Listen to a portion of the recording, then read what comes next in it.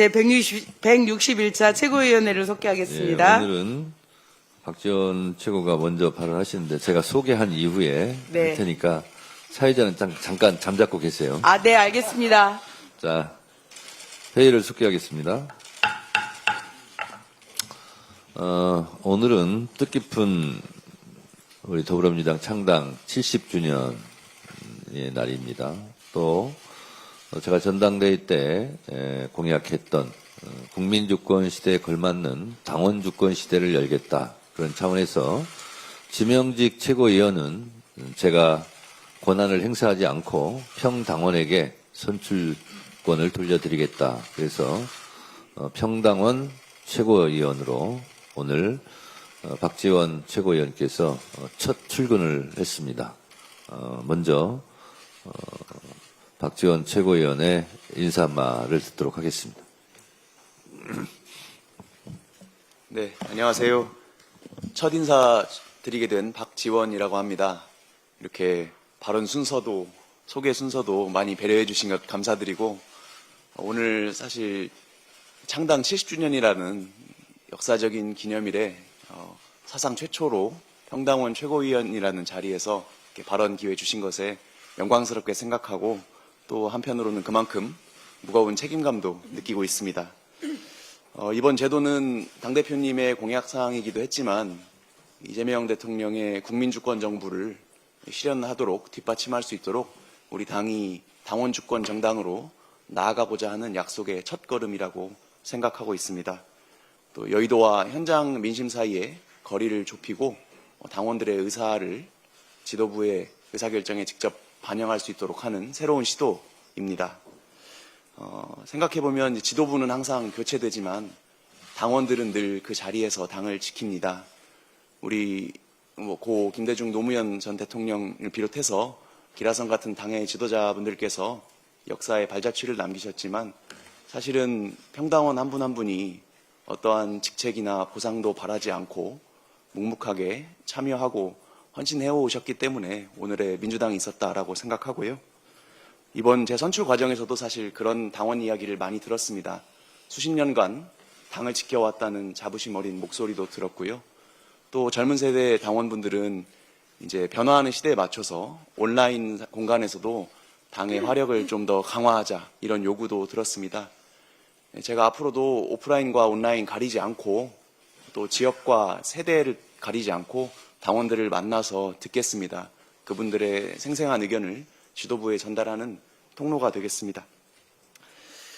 저희 당에서도 당원들의 마음을 살피기 위해서 필요하시다고 하면 어디든지 저를 보내주시고 또 당원분들께서도 지도부에 전달할 이야기가 있다면 언제든 저를 불러주십시오. 여기 다른 최고위원들께서 바쁜 일정으로 소화하기 어려운 현장 방문이나 경청 이런 역할을 제가 도맡아서 당의 발과 귀가 되고 심부름꾼 역할을 열심히 하겠습니다. 감사합니다. 다음으로 정청래 당대표의 발언이 있겠습니다. 오늘은 더불어민주당 창당 70주년이 되는 뜻깊은 날입니다. 더불어민주당 70년의 역사는 대한민국 민주주의 역사 그 자체였습니다. 국민과 함께 독재 정권을 이겨내고 부정부패를 척결하고 내란을 극복했던 민주주의 승리의 역사였습니다. 행동하는 양심, 깨어있는 시민과 함께 어깨를 걸었던 동고동락의 역사였습니다. 희생과 헌신으로 더불어민주당 70년 역사를 만들어주신 국민과 당원 동지들께 깊이 감사드립니다.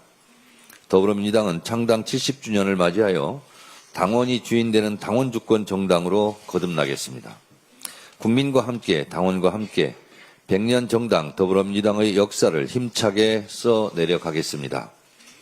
국민과 당원의 손을 잡고 민주주의가 꽃피는 정의로운 대한민국, 다 함께 잘 사는 풍요로운 복지국가, 평화와 번영의 한반도를 만들어 가겠습니다.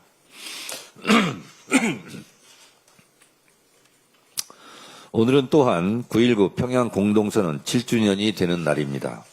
7년 전 오늘 평양에서 남과 북은 상대방에 대한 일체의 적대 행위를 전면 중지하기로 했습니다.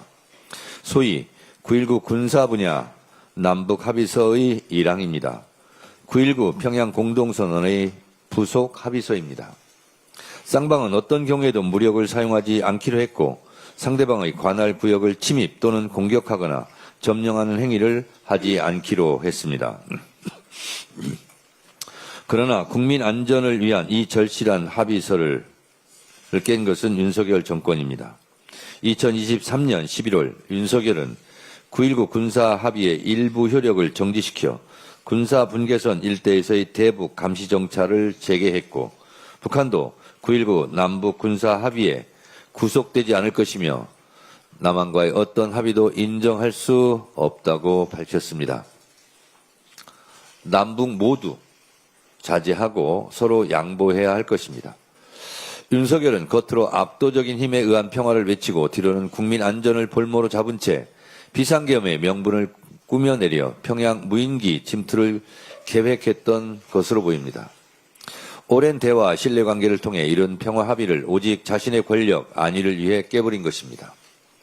대화 협력 없이는 평화도 미래도 없습니다. 이재명 대통령은 대북 확성기를 철거했고 심리전 방송도 멈췄습니다. 북한의 핵과 미사일 동결, 축소, 비핵화로 가는 현실적인 3단계 북핵 로드맵도 제시했습니다. 다시 시작해야 합니다. 민주당은 한반도 평화를 위한 이재명 대통령의 노력을 적극 지원하겠습니다. 무엇보다 국민 안전을 위한 9.19 군사 합의의 복원이 시급합니다. 민주당은 남북관계의 새로운 해법을 찾기 위해 최선을 다하겠습니다. 남북 간 군사적 대결을 막고 국민 여러분이 체감할 수 있는 평화를 만들어 나가겠습니다. 판사들, 우리에게는 사법권의 독립이라는 권한이 있는 것이 아니라 사법의 독립을 지켜야 할 사명과 책무가 있다. 서울중앙지법 송승용 판사가 조희대 대법원장에게 지난 대선 국면에서 이재명 대선 후보에 대한 이례적인 전무후무한 파기환송에 대해서 유감 표명을 해야 한다. 그리고 내란을 재판하고 있는 지기현 판사에 대해서 윤리감사한 것을 공개하는 것이 마땅하다고 일침을 가했습니다. 재판부의 판결이나 선고가 되고 나면 그것은 공공재로서 당연히 절차와 내용은 시민들의 평가 대상이 될 수밖에 없다는 것입니다. 조희대 대법원장은 왜 이런 명문의 말을 못합니까? 송승용 판사가 말하고 있듯 왜 그때 그렇게 이재명 후보의 선거법 파기환송을 번개꿀에 콩 고먹듯이 빨리 해야 했는지, 지금도 같은 생각인지 입장을 밝혀야 한다고 생각합니다. 이 외에도 몇몇 법관들이 소시 있는 목소리를 내고 있습니다. 판사 내부 구성원들이 주장에 귀 기울이시기 바랍니다. 민주당의 법안 발의와는 별도로 내란 사건 재판을 맡고 있는 형사 합의 25부의 법관 증언과 일반 사건 재배당을 검토하겠다고 뒤늦게 말하고 있습니다. 조희대 대법원장에게 묻습니다. 왜 진작 내란정당 재판부를 만들지 않았습니까? 왜 진작 내란을 전담하는 재판부를 만들지 않았습니까? 이제 와서 찔끔 한 명 증언하고 일반 사건을 재배당한다고 면피가 가능하겠습니까? 이미 시간이 늦었습니다. 내란 재판이 제대로 진행되지 않고 구속기간 만료로 다 풀려나지 않을까 국민들은 걱정하고 있습니다. 조희대 대법원장이 12.3 계엄 때 불법적인 비상계엄을 단호히 반대했고 서부지법 폭동 때 분노의 일성을 했다면 지기현 판사가 윤석열을 풀어줬을 때 분명한 입장 표명을 했다면 오늘날의 사법부 불씨는 없었을 것입니다. 이재명 당시 대선 후보에 대한 평상적 절차만 지켰어도 대선 후보를 바꿔치기를 했다는 의심도 없었을 것입니다. 조희대 대법원장을 둘러싼 내부의 비판과 국민적 불신은 다 조희대 대법원장이 초래한 자업자득입니다. 본인이 자초한 일이니 본인이 결자 해지하시기 바랍니다. 법원 노조도 결자 해지하라고 성명을 냈습니다. 깨끗하게 물러나시기 바랍니다. 현명하게 처신하시기 바랍니다. 아까 말씀드린 내란정당 재판부는 내란전담 재판부를 제가 잘못 읽은 것입니다. 네, 수정하시기 바랍니다. 단독 특검 통일교 교인 같은 이름 국힘당원 12만 명 명단 확보. 국힘당원 명부 관리 DB업체 약 4시간 32분간 압수수색. 뉴스원 단독기사 제목입니다. 이 기사가 정말 사실이라면 국민의힘은 헌법 제20조 제2항 국교는 인정되지 아니하며 종교와 정치는 분리된다는 헌법을 위반한 것입니다. 우리 헌법 제8조 4항 정당의 목적이나 활동이 민주적 기본질서에 위배될 때에는 정부는 헌법재판소에 그 해산을 제소할 수 있고 정당은 헌법재판소의 심판에 의하여 해산된다. 국민의힘은 제가 이미 여러 차례 위헌정당 해산 청구 대상이라고 말해왔습니다. 윤석열 내란 우두머리 피고인이 유죄가 확정되고 추경호 전 원내대표의 비상계엄 해제 표결방해 의혹이 내란 주요 임무 종사자로 구속 기소 유죄가 확정된다면, 그리고 그 밖에 국민의힘 구성원들이 내란 동조 혐의가 사실로 확정되면 국민의힘은 위헌정당 해산을 피할 길이 없어집니다. 여기에 대해 국민의힘이 통일교와 연루되었다는 것이 밝혀지면 통합진보당의 사례에 비추어 국민의힘은 10번, 100번 정당 해산을 피하지 못할 것입니다. 정당 해산 사유인 명백한 민주적 기본질서에 위배되는 행위이기 때문입니다. 국민의힘 대처가 궁금합니다. 그런데 말입니다. 송원석 의원은 언제까지 사과하지 않고 버티실 겁니까? 네. 다음으로 김병기 원내대표의 발언이 있겠습니다. 민주당 창당 70주년을 진심으로 축하드립니다. 민주당의 70년은 대한민국 민주주의 역사입니다. 군사독재와 권위주의를 넘어 국민의 권리와 자유를 지켜온 발자취입니다. 또한 민주당의 역사는 곧 주권자인 국민과 함께 걸어온 역사이기도 합니다. 국민과 함께 투쟁하고 국민과 함께 희망을 만들고 국민과 함께 대한민국의 민주주의를 지켜온 70년입니다. 민주당은 그 긴 시간 동안 쌓아온 경험과 교훈을 가슴속 깊이 새기겠습니다. 앞으로도 민주주의와 정의를 위해 최선을 다할 것입니다. 국민과 함께 더 강하고 더 공정하며 더 정의로운 대한민국을 만들어 가겠습니다. 제2의 내란을 막기 위한 입법장치를 확실하게 마련하겠습니다. 지난 16일 저는 내란 특검의 참고인 진술을 했습니다. 조태용 전 국정원장의 비상계엄 관련 국회 보고 의무가 핵심 사안이었습니다. 국가 안전과 민주주의를 지키는 것은 정보기관의 최우선 임무입니다. 제가 국정원법 개정에 앞장선 이유도 여기에 있었습니다. 국정원법에 내란과 외환죄 등 용어를 명확하게 해서 자의적 판단이 불가능하도록 했습니다. 중대한 국가 위협 상황에서는 적시성을 최우선으로 하고 국회와 대통령에게는 지체 없이 보고하도록 명문화했습니다. 윤석열 정부의 국정원이 개정된 법대로 역할을 했다면 내란을 사전에 막을 수도 있었을 것입니다. 26년간 국정원에서 근무했고 법 개정에 앞장선 사람으로서 안타깝고 분한 마음입니다. 민주당은 내란 사태 직후 계엄 방지법을 당론으로 채택하고 본회의에서 통과시켰습니다. 대한민국 역사에 다시는 내란이란 말이 나오지 않도록 법과 제도를 꼼꼼히 점검하고 보완하겠습니다. 민주당은 정의와 민주주의를 지키기 위해 할 수 있는 모든 일을 다할 것입니다. 오늘 원내 지도부는 을지로위원회와 홈플러스 TF 위원님들과 함께 홈플러스 강서점을 방문합니다. MBK는 2015년 차임 매수로 홈플러스를 인수했습니다. 그동안 부동산과 자산을 팔아 투자금을 회수했습니다. 그 결과 142개 점포가 123개로 줄어들었고 앞으로도 폐점이 속출할 것입니다. 이것은 단순한 구조조정이 아니라 사실상 청산으로 보입니다. 홈플러스는 국내 9위의 고용기업입니다. 임직원만 2만 명이고 외주 현업업체에는 18만 명이 근무합니다. 입점, 납품업체까지 합치면 10만 명이 훌쩍 넘어갑니다. 그만큼 많은 사람의 생계와 재산이 걸려 있습니다. 그런데 MBK는 책임 있는 자세를 보이지 않고 있습니다. 폐점 계획만 내놓으며 노동자와 중소상공인의 불안을 키우고 있습니다.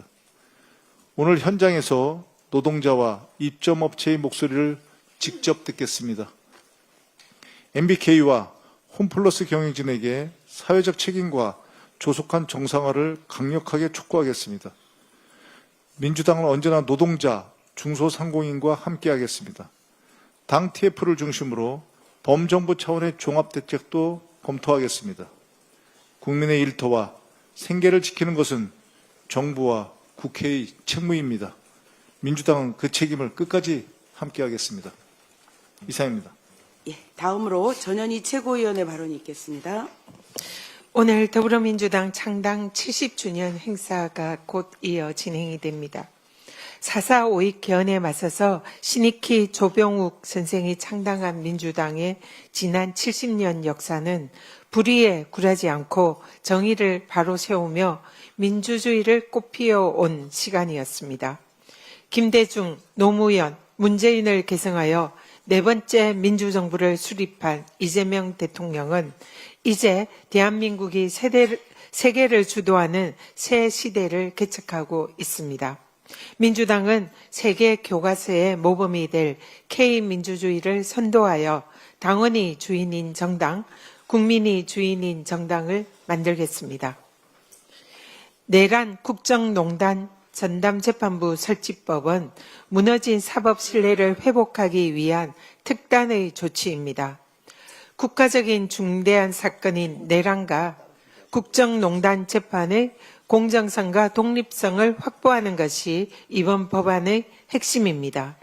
국회가 국민의 명령을 받들어 입법권을 행사하게 된 그 책임은 오롯이 사법불신을 초래한 조희대 대법원장에게 있습니다.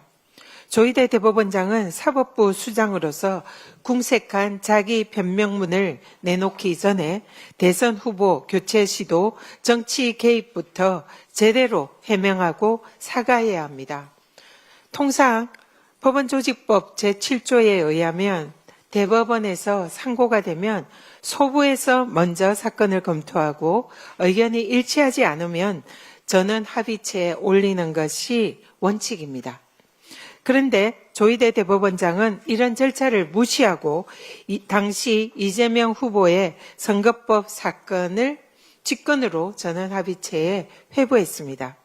그리고 전원 합의체의 회부 당일에 곧바로 첫 합의 기일을 열었고 바로 직후에 선고기일을 지정했습니다.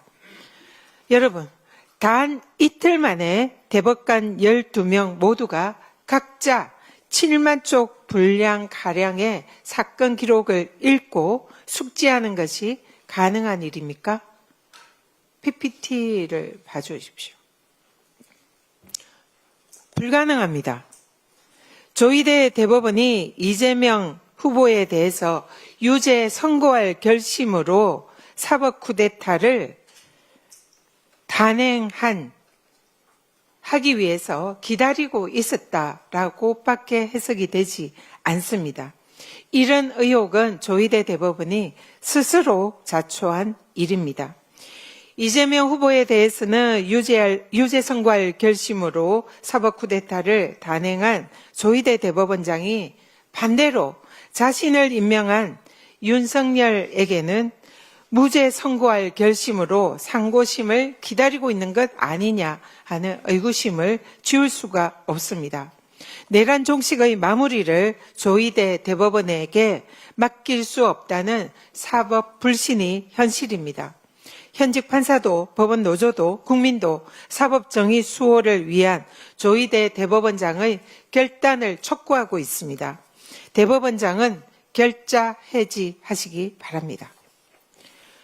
출근길에 지옥철을 해결할 대중교통을 도입하려고 한다는 오세훈 서울시장, 혈세 낭비와 보여주기식 전시 행정을 마주한 서울시민의 분노가 보이지 않습니까? 판넬 봐주십시오. 한강버스에 화장실 물이 역류해서 화장지로 틀어막고 있는 사진이 온라인 커뮤니티에 올라왔습니다. 오세훈표 전시 행정에 부끄러움 민낯입니다. 마곡에서 잠실까지 2시간 넘게 걸리는 한강버스는 대중교통이라고 말하기도 부끄럽습니다. 1시간을 훌쩍 넘기는 배차 간격, 선착장 접근성도 문제이지만 무엇보다 탑승객의 안전이 우려됩니다. 관계 법령상 운항 중단 조건인 시계 1km, 측정 기준도 관련 통계도 모두 부재한 사실이 드러났습니다. 탑승객 안전을 선장의 유관에 맡겨야 하는 어처구니 없는 상황입니다. 한강은 안전불감증 오세훈 시장의 행정 실험실이 아니라는 사실을 제발 명심하기 바랍니다. 이상입니다. 다음으로 한준호 최고위원의 발언이 있겠습니다. 네, 어제 대검찰청이 쌍방울 대북송금 사건의 소위 연어술파티 의혹을 규명하기 위해서 인권침해 점검 TF를 구성하기로 했다는 발표가 있었습니다. 이 의혹이 사실임을 뒷받침할 정황들이 확인돼서 지난 17일 정성호 법무부 장관께서 이 사안에 대해 감찰을 지시한 데에 따른 것인데 서울고등검찰청이 담당하기로 했다고 합니다. 이제라도 법무부와 검찰이 잘못된 수사 행태를 바로잡기 위해서 나섰다는 것은 의미 있는 일입니다. 벌써부터 검사들의 반발은 시작됐습니다. 연어술파티 의혹을 제기한 이화영 전 부지사를 수사해서 위증 혐의로 추가 기소했던 서무 검사가 어제 기자단에게 입장문을 보냈다고 하는데요. 어느 변호사가 감찰에 대한 법무부 발표가 있기도 전에 감찰 내용 등을 정확히 밝혔다라면서 감찰 결과를 누설한 것으로 의심되는 법무부 담당자를 감찰하라라고 요구를 했습니다. 감찰의 동기와 목적을 의심케 한다라면서 이 정황과 의혹만 감찰하면 공정한 감찰이 될 수 없다라는 주장이었습니다. 법무부에서 진행한 조사에 불순한 저희가 있다라고 주장을 하는 것이겠죠. 아직 정신을 다들 못 차리신 것 같습니다. 정상적인 사고방식과 직업 윤리를 가진 검사라면 국민께 사죄를 하는 것이 먼저일 텐데 상식적이지가 않습니다. 내 잘못 어떻게 알았어? 그 잘못을 알아야 된 경위를 조사해. 이렇게 주장하는 것과 뭐가 다르겠습니까? 저는 이참에 수원지검에서 진행했다는 자체 조사 결과의 경위에 대해서도 감찰을 해야 된다고 봅니다. 연어술파티 의혹이 제기되자 수원지검은 자체 조사한 결과 사실이 아니다라고 주장을 한 바가 있는데 이번 법무부의 조사 결과는 그것과 다르지 않았습니까? 당시 수원지검이 누구를 상대로 어떻게 조사를 해서 무슨 내용을 확인했기에 사실이 아니다라는 결론에 이르렀는지 이번 감찰을 계기로 확인이 되어야 될 것입니다. TF에도 당부를 드립니다. 부디 사직생의 자세로 감찰에 임해 주시길 바랍니다.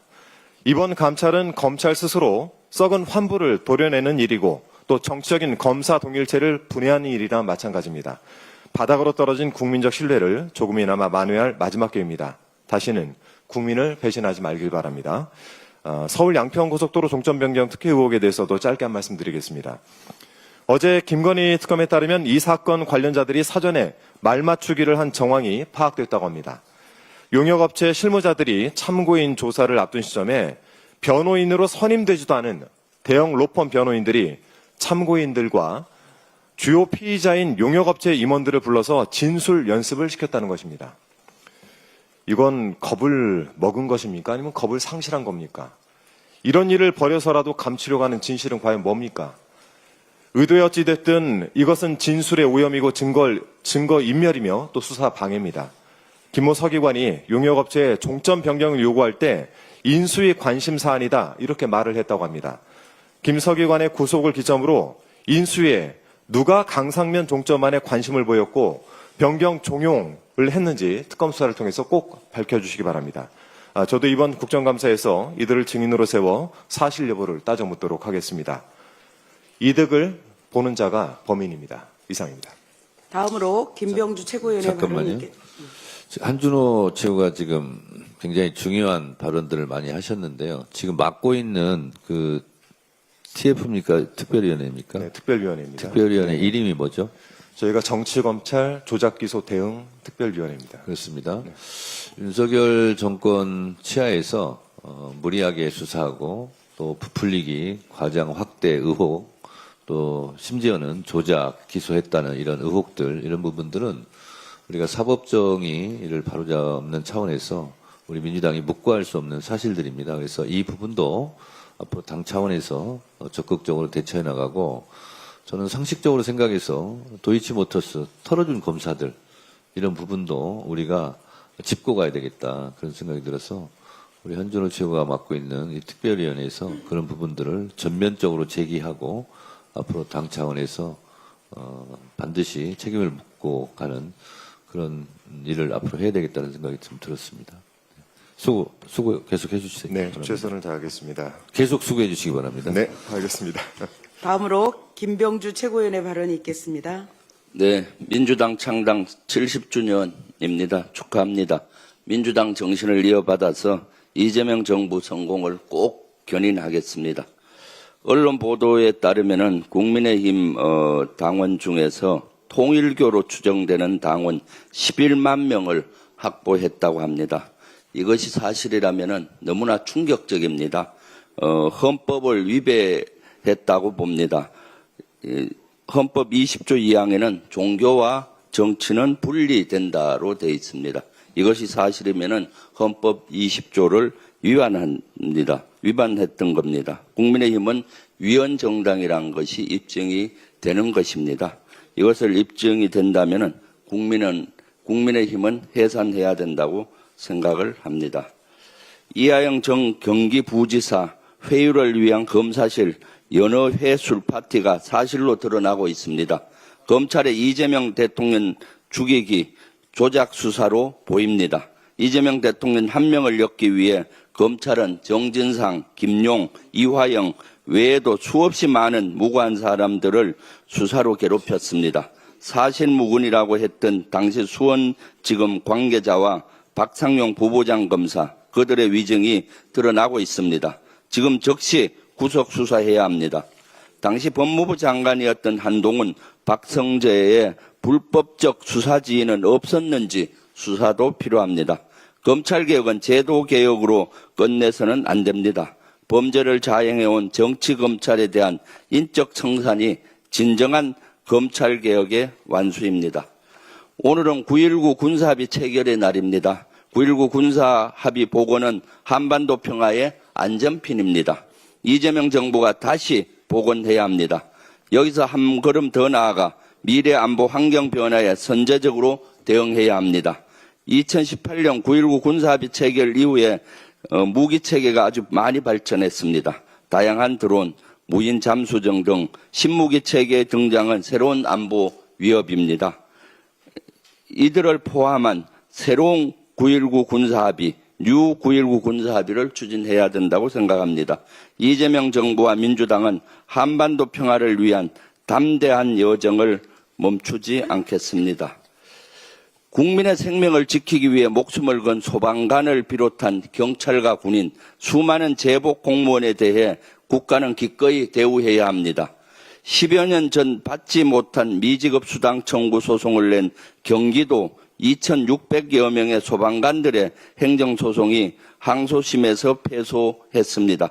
경기도는 소멸시효가 지났다는 입장이지만 경기 소방관들은 전국에서 해당 수당을 못 받은 건 경기도뿐이라고 말합니다. 소방관들의 정당한 수당조차 소멸시효를 앞세워 지급하지 않는 것은 제복 공무원에 대한 예우가 아닙니다. 제복 공무원들의 헌신과 희생을 법으로만 따져서는 안 됩니다. 평생 군인으로서 살아온 사람으로서 가슴이 매우 아픕니다. 아직 대법원 판결이 남아 있습니다. 행정과 법을 내세우기 이전에 국민의 생명과 재산을 책임지는 소방관들에 대한 예우와 관심이 필요합니다. 민주당과 정부, 경기도가 함께 상생의 해법을 찾겠습니다. 이상입니다. 다음으로 이현주 최고위원의 발언이 있겠습니다. 네, 통일교 교인으로 간주되는 12만 명의 국민의힘 당원 명단을 김건희 특검이 확보하였다고 하는데요. 21년 국민의힘 대선 경선 당시 윤석열에게 투표한 권리당원의 숫자가 약 21만 명이었다는 점을 고려하면 그 절반을 훨씬 넘는 숫자입니다.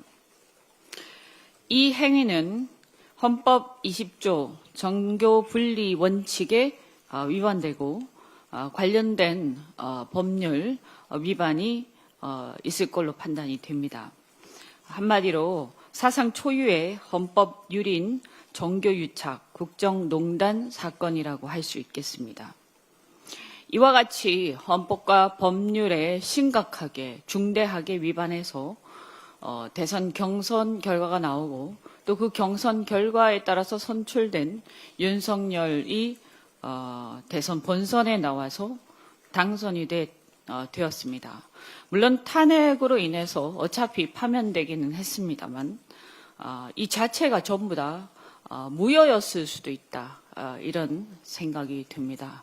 이런 천인공노할 짓을 했다라는 것에 대해서 국민들을 우롱하고 대한민국의 시간을 수년째 낭비시킨 이 행동들에 대해서 일벌백계 해야 된다. 다시는 특정 종교의 정치 개입이 일어나지 않고 이렇게 대한민국의 큰 선거 대선을 교란시키는 행위, 그래서 국민들의 의사결정에 개입하는 이런 행위가 결코 일어나서는 안 됩니다. 반드시 철저하게 엄벌해야 할 것입니다. 어제 18일 롯데카드 경영진이 개인정보 유출에 대해서 대국민 사과를 했는데요. 297만 명 가량의 개인정보가 유출되고 그중에서 28만 명은 카드 결제의 핵심 정보까지 유출되었다고 합니다. 심지어 해킹을 당하고도 무려 17일간 모르고 있었습니다. 최근에 민간과 공공기관을 불문하고 보안 사고가 연이어 발생하고 있습니다. 지난 4월부터 SK텔레콤, KT 등 벌써 몇 번째입니까? 연이은 해킹 사고로 국민의 불안이 굉장히 커지고 있는데 정보 유출이 금융 사기와 같은 2차, 3차 피해로 이어질 수 있기 때문에 이 피해를 추산하기가 힘듭니다. 이 책임은 무엇보다도 롯데카드 경영진에게 있습니다. 정보 유출 사실도 뒤늦게 확인한 데다가 유출 규모조차 제대로 파악하지 못했습니다. 최대 주주인 MBK 파트너스가 수익을 높이기 위해서 보안 투자를 소홀히 한 것 아니냐 하는 지적까지 나옵니다. 적절한 보상은 물론이고 법적 책임을 철저히 져야 합니다. 또한 정부 책임자 그리고 금융감독기관도 책임 면할 수가 없습니다. 22년부터 추진한 사이버 10만 인재 양성 정책에도 불구하고 여전히 인력 확보에 어려움 겪고 있고 예산은 줄어들고 교육사업 실적조차 크게 감소했다고 합니다. 그리고 금융당국을 비롯한 관리감독기관은 기업에게만 책임을 떠넘기고 뭘 하고 있는지 돌아봐야 할 것 같습니다.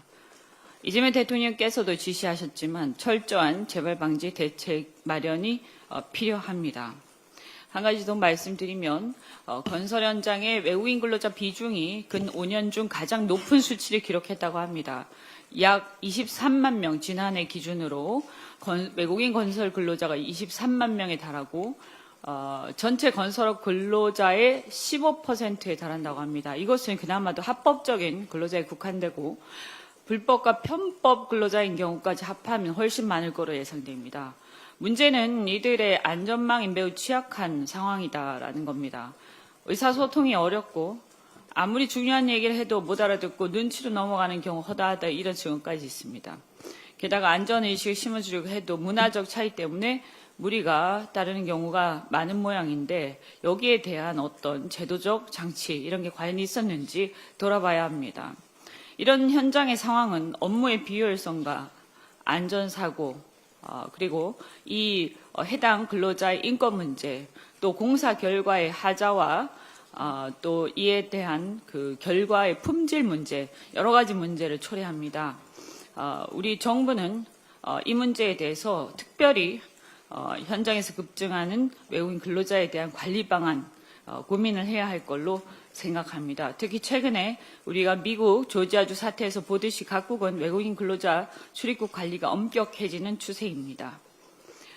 미국에서의 인권 침해 문제나 비자 문제 등은 엄연히 짚고 넘어갈 문제지만 한편으로는 상호주의에 입각해서 우리 대한민국도 철저히 챙겨야 될 겁니다. 법무부에서는 제대로 된 대책을 세워주시기 바랍니다. 이상입니다. 다음으로 황명선 최고위원의 발언이 있겠습니다. 네, 조희대 대법원장의 사법 쿠데타 의혹 특검은 즉시 철저하게 수사하십시오. 전면 스크린을 봐주시기 바랍니다. 이재명 대표 공직선거법 무죄 선고 이후부터 한덕수 대선 출마 선언까지 타임라인입니다. 보시다시피 조희대 대법원장의 사법 쿠데타 퍼즐은 너무도 선명하게 짜맞춰집니다. 3월 26일 이재명 대표 2심 무죄 선고, 4월 4일 윤석열 탄핵에 이어 불과 18일 뒤 조희대 대법원장은 기존 2부에 배당된 사건을 단 2시간 만에 전원 합의체에 전격 회부합니다. 그날 곧바로 합의 기회를 열어 첫 심의를 진행하고 이틀 뒤 또다시 합의 기회를 열어 표결까지 마쳤습니다. 결국 5월 1일 이재명 대표의 무죄는 유죄 취지로 파기완송됐습니다.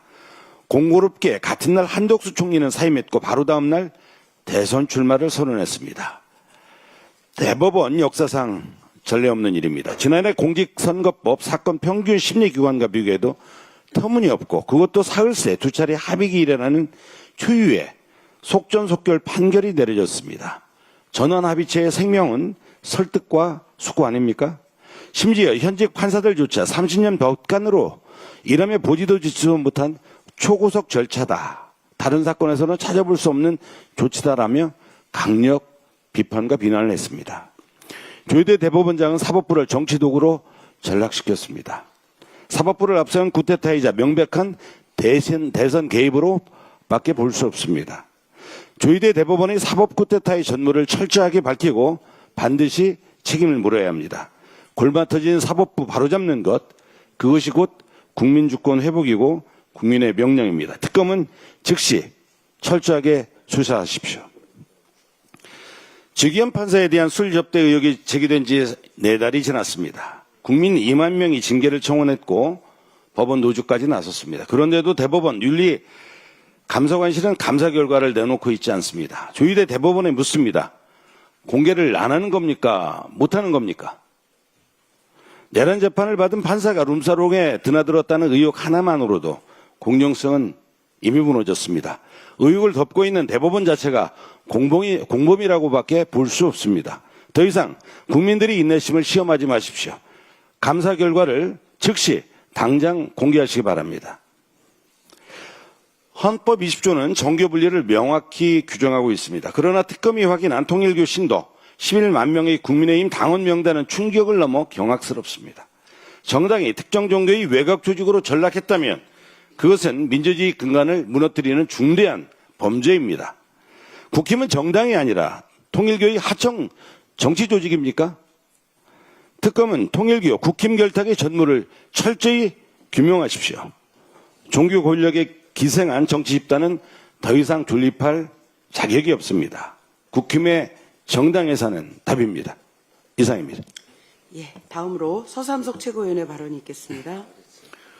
식량 안보와 식량 주권에 대해서 말씀드리겠습니다. 영국 이코노미스트지가 2022년 발표한 세계 식량 안보 지수에서 대한민국은 경제협력개발기구 선진국 중 부끄럽게도 최하위에 그쳤습니다. 특히 식량 안보 전략 평가 부분에서는 상상하기도 어려운 0점을 받았습니다.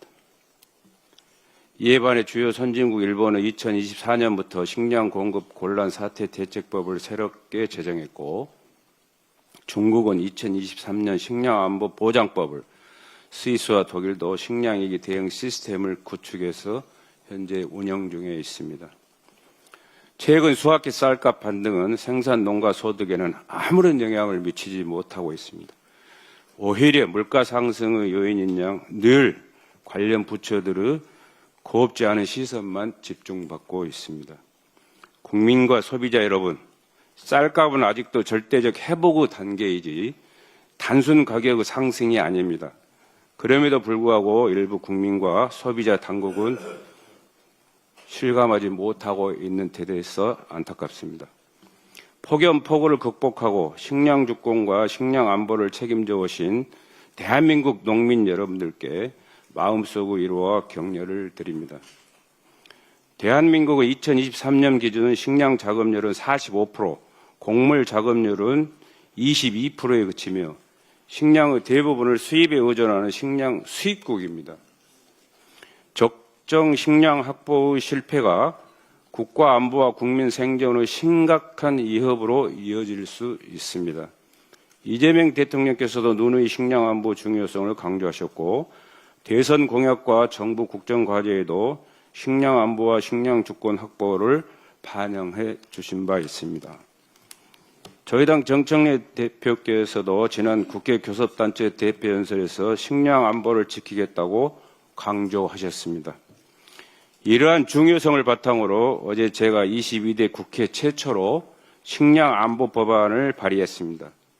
주요 내용은 식량 안보 기본 계획을 수립하고 식량 안보 위원회를 설치하여 국가의 식량 안보 정책 수립 및 수급, 공급 대책 마련의 책임을 명시했습니다. 또한 식량 안보 통계 시스템을 구축하여 위기 대응 체계를 마련하고 식량 위기 대응 기금을 조성하도록 했습니다. 이를 통해 국가 식량 위기 대응력을 높여 지속 가능한 국가와 국민의 식량 안전을 보장하고자 했습니다. 국민 여러분들께서도 식량 안보 엄중함을 함께 인식해 주시고 여야는 신속한 법 제정을 위해 힘써 주시길 바라며 관계부처의 적극적인 역할과 노력을 요청드립니다. 서둘러 주십시오. 이상입니다. 예, 이상 모두 발언을 마치고 당 대표께서 제161차 최고위원 회의를 폐회하시겠습니다. 네, 저희들은 회의를 마치고 창당 70주년 기념식이 열리는 의원회관 대회의실로 이동하겠습니다. 회의를 마치겠습니다.